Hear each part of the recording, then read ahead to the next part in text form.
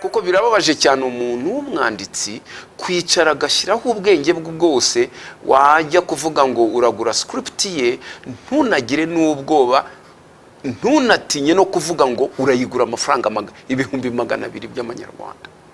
Hanze hano niko bimeze. Umwanditsi aranditse agiye gushaka kugurisha script ye, ngo urayigura 200,000, 300,000. Ntabwo ari byo, ntabwo ari byo.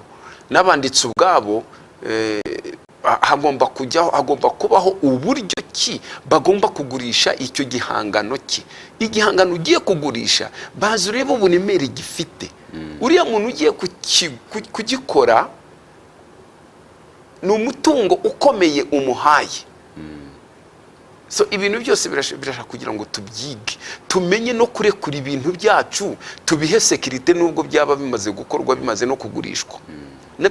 Bigende bifite niyo security. Menye ngo niba ari script yanjye, jewe paro niba tugiye kwicarana kugira ngo ngo tuyivugeho rumwe, ndaza kubwira amafaranga nyishakaho, nawe yuvuga tunaniranwe, tuvuge okay, option B twumvikane, reka nyiguhe, genda ukore film, ariko pourcentage 30 yazava muri film azaba yanjye uzama. Tubyumvikaneho kandi na copyright ikiri yanjye. Oya, copyright ni yanjye. Yes, keretse niba nayigurishije na copyright byose.